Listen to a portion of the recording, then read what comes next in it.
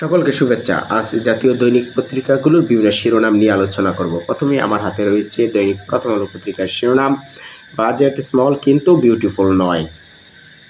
2025-26 অর্থবছরে বাজেটের ব্যয় ধরা হয়েছে 7,90,000 কোটি টাকা। আয় হবে 5,64,000 কোটি টাকা, ঘাটতি থাকবে 2,26,000 কোটি টাকা। এই বাজেটটি গতানুগতিক ধারার বাহিরে নয়। পূর্বে যে বাজেট রয়েছে সেই বাজেটের সাথেই যথেষ্ট মিলই বলা চলে রয়েছে। কিছুটা ব্যতিক্রম রয়েছে এই বাজেটটিতে, সেটা হলো কি, নতুন উদ্যোক্তা সৃষ্টিতে 100 কোটি টাকার বিশেষ একটি তহবিল গঠনের প্রস্তাব করা হয়েছে এই নতুন বাজেটে। আর দেখা গেছে যে 17 বছর পর জাতীয় বাজেট দেওয়া হলো সংসদের বাইরে। দীর্ঘ 17 বছর পর এ পর্যন্ত আমাদের বাংলাদেশে 12 বার সংসদের বাইরে বাজেট পেশ হয়েছে এ পর্যন্ত। বাজেটে জুলাই গণঅভ্যুত্থানে শহীদদের পরিবার এবং আহত ব্যক্তিদের জন্য বরাদ্দ রাখা হয়েছে 405 কোটি 20 লাখ টাকা। বাজেটে জুলাই গণঅভ্যুত্থানে যারা শহীদ এবং আহত হয়েছে তাদের জন্য 405 কোটি 20 লাখ টাকা বরাদ্দ ধরা হয়েছে। এই বাজেটটি বাজেটে দেখা যাচ্ছে যে উচ্চ যে মূল্যস্ফীতি রয়েছে, এই উচ্চ মূল্যস্ফীতি কমাতে হবে এবং বিনিয়োগ বাড়াতে হবে, ব্যক্তি বিনিয়োগ বাড়াতে হবে, বেসরকারি প্রতিষ্ঠানগুলো যেগুলো রয়েছে সেগুলোর বিনিয়োগ আরও বৃদ্ধি করতে হবে। অন্যথায় এই বাজেটটি কিন্তু খুব আশানুরূপ ফল বয়ে আনবে না। আমাদের দেশে কিন্তু দিন দিন আরও কিন্তু বেকারত্ব বেড়ে যাচ্ছে, চাকরি হারাচ্ছে। গত 9 মাসে কিন্তু 60,000-এর মতো শ্রমিক তারা চাকরি হারিয়েছে। আরও কিন্তু বেকারত্ব সৃষ্টি হওয়ার নমুনা দেখা যাচ্ছে। সেই কর্মসংস্থান দিন দিন কমে যাচ্ছে। কর্মসংস্থান বৃদ্ধি করতে হলে অবশ্যই বিনিয়োগ বাড়াতে হবে। এদেশে আইনশৃঙ্খলা পরিস্থিতি আরও শক্ত করতে হবে। মব সন্ত্রাস যেগুলো হচ্ছে এগুলোর নিয়ন্ত্রণে কঠোর পদক্ষেপ নিতে হবে সরকারকে। অন্যথায় যেই নতুন অর্থ বছরে যে বাজেট করা হয়েছে সেই বাজেট আশানুরূপ ফল বয়ে আনবে না দেশের জন্য। যাই হোক, দ্বিতীয় আরেকটি শিরোনাম রয়েছে, প্রদীপ ও লিয়াকতের মৃত্যুদণ্ড বহাল। প্রথম আলো, মেজর সিনহা মোহাম্মদ রাশেদ খান হত্যা মামলা। কক্সবাজারের টেকনাফ থানার সাবেক ওসি প্রদীপ কুমার দাস ও বাহারছড়া তদন্ত কেন্দ্রের সাবেক পরিদর্শক মোহাম্মদ লিয়াকত আলীকে মৃত্যুদণ্ড বহাল রাখা হয়েছে হাইকোর্টের পক্ষ থেকে, এবং পাশাপাশি আরও 6 আসামির কিন্তু যাবজ্জীবন কারাদণ্ড মঞ্জুর করেছে।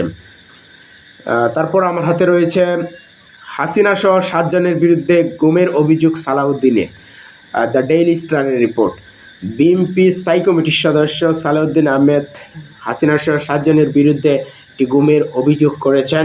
সেখানে তিনি মূলত এই মামলাটি করেছেন আন্তর্জাতিক অপরাধ ট্রাইব্যুনাল আইসিটিতে অভিযোগটি করেছেন।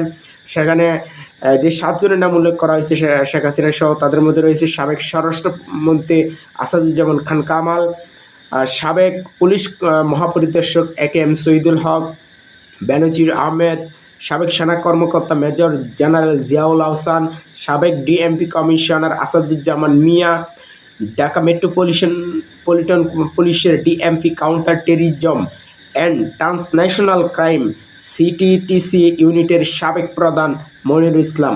তাদের বিরুদ্ধে তিনি আইসিটিতে অভিযোগ দাখিল করেছেন। তারপর একটি শিরোনাম রয়েছে দ্য বিজনেস স্ট্যান্ডার্ডের, একটি ফুলকে বাঁচাবো বলে গানের শিল্পী আপেল মাহমুদ প্রমাণ দিলেন তিনি মুক্তিযোদ্ধা। জাতীয় মুক্তিযোদ্ধা কাউন্সিলে অভিযোগ করেছিলেন স্বাধীন বাংলা বেতার কর্মী পরিষদের সাধারণ সম্পাদক মনোয়ার হোসেন যে শিল্পী আপেল মাহমুদ নাকি উনি মুক্তিযোদ্ধা নন।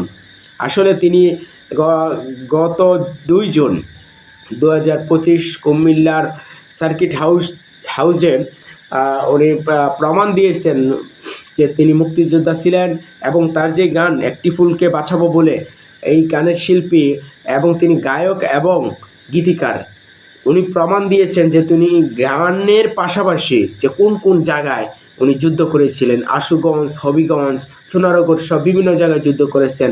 ওই কথাগুলো তিনি এবং কাগজপত্রের মাধ্যমে জবাব দিয়েছেন। তারপর জাতীয় মুক্তিযোদ্ধা কাউন্সিল জামুকার যিনি প্রধান রয়েছেন, উনি বলেছেন যে আসলেই কিন্তু শিল্পী আপেল মাহমুদ প্রকৃত মুক্তিযোদ্ধা। উনি ওনার যাচাই বাছাই শেষে এই ঘোষণাটুকু দিয়েছেন যে উনি মুক্তিযোদ্ধা প্রকৃত। তারপর আমার হাতে রয়েছে প্রধান উপদেষ্টার সঙ্গে বৈঠক, ডিসেম্বরের মধ্যে নির্বাচন চায় বিএনপি সহ অনেক দল, মানবজমিনের রিপোর্টে। দ্বিতীয় ধাপের বৈঠক জাতীয় ঐক্যমত কমিশনের সাথে হয়েছে বিভিন্ন রাজনৈতিক দল, সেখানে আনুমানিক 30টি রাজনৈতিক দলের প্রতিনিধিরা উপস্থিত হয়েছেন। সেখানে দেখা গেছে ডিসেম্বরের মধ্যে নির্বাচন চাচ্ছে বেশিরভাগ বিএনপি সহ বেশিরভাগ রাজনৈতিক দল। জামাত চেয়েছে ডিসেম্বর থেকে এপ্রিলের মধ্যে নির্বাচন চেয়েছে। এনসিপি বলেছে জুলাই সনদ ঘোষণার আগে কোনো নির্বাচন যাতে তারিখ যাতে ঘোষণা না করা হয়। বিএনপি এবং এনসিপি একেবারে মুখোমুখি পাল্টাপাল্টি বক্তব্য তারা দিয়েছে।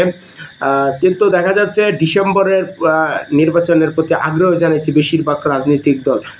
সম্মানিত দর্শক শ্রোতা সকলকে শুভেচ্ছা জানিয়ে এখানেই শেষ করছি।